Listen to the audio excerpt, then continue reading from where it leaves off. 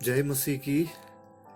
अपने प्राण देकर हमसे प्रेम करने वाला उद्धारकर्ता और शांतिदाता प्रभु यीशु मसीह का नाम में सबको अभिवादन करते हैं।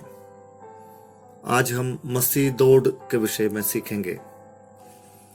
फिलिपियों की पुस्तक 3 अध्याय 13 और 14 कलाम इस प्रकार पढ़ते हैं। हे भाइयों, मेरी भावना ये नहीं कि मैं पकड़ चुका हूं, परंतु केवल यह एक काम करता हूं कि जो बातें पीछे रह गई है उनको भूलकर आगे की बातों की ओर बढ़ता हुआ निशाने की ओर दौड़ा चला जाता हूं। इस संसार के मसीह विश्वासियों के जीवन को दौड़ने वालों के दौड़ के साथ तुलना किया है। दौड़ की प्रतियोगिता में जितने भी लोग शामिल होते हैं उन सब के लिए एक ही निशाना होता है।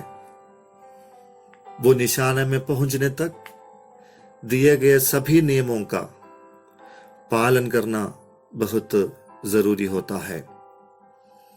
भारत के इतिहास का एक दुख भरी घटना काले अक्षर में गोदे गए हैं। सन 1986 का एशियन गेम्स साउथ कोरिया के सियोल शहर में स्थित ओलंपिक स्टेडियम में हो रहा था। भारत के खिलाड़ियों में से उस समय की सबसे तेज दौड़ने वाली शाइनी इब्राहिम पर सबकी नजरें टिकी हुई थी। 800 मीटर की दौड़ में भाग लेने वाले सभी खिलाड़ियों से पहले भारत की शाइनी ने अपनी दौड़ पूरी की और सारे दर्शकों के साथ भारत के लोग भी जीत का जश्न मनाने लगे।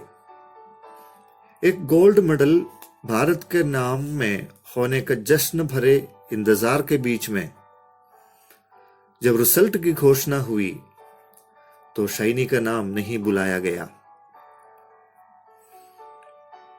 खेल के आयोजकों से बातचीत करने पर यह जवाब मिला कि एक छोटी सी गलती शाइनी को अयोग्य बना दिया। 200 मीटर दौड़ने के बाद अपना ट्रैक बदलकर दौड़ने की इजाजत रहते हुए शाइनी गलती से कुछ कदम पहले ही अपना ट्रैक बदल दिया। भले ही वो सबसे पहले लक्ष्य पर पहुंची, लेकिन इनाम से चूक गई है। मेरे अजीजों, हम भी एक लक्ष्य रखते हुए दौड़ने वाले लोग हैं। प्रेरित पौलुस अपने खुद के अनुभव के बारे में जो इस दौड़ के प्रति है हम सब से कहता है। फिलिपियों के पत्री 3 अध्याय 7 कलाम में पौलुस कहते हैं, जो बातें मेरे लाभ की थी उन्हीं को मैंने मसीह के कारण हानि समझ लिया।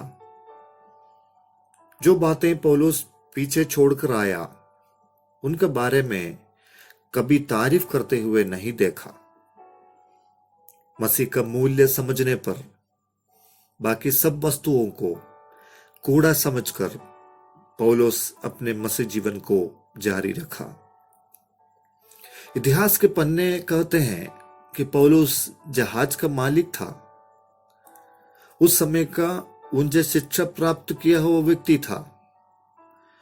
यहूदियों के अदालत में न्यायाधीशों का दर्जा निभाने वाला था और 2 राज्यों का नागरिक था उसके पास थी।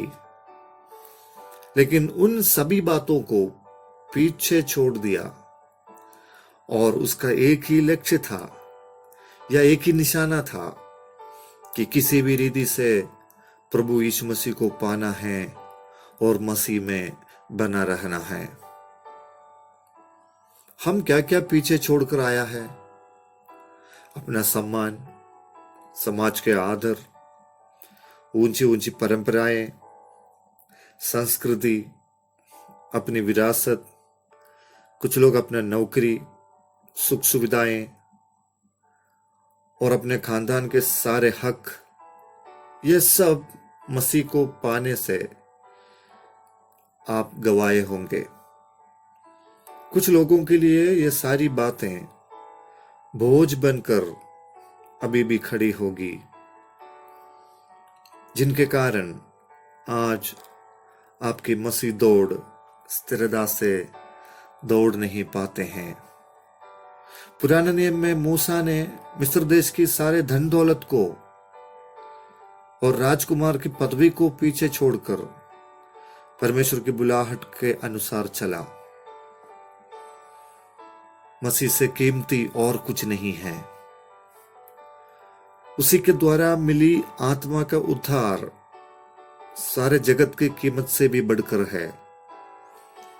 हर एक रोकने वाली वस्तु और उलझाने वाले पाप को दूर करके धीरज से हमारा दौड़ को पूरा करने के लिए प्रभु हमारे सहायता करने पाए। वो निशाना में जीतने वालों को इंतजार करते हैं ताकि वो उनको इनाम दे और उनको गले से लगा दे। इन वचनों के द्वारा प्रभु आप सबको आशीष देने पाए।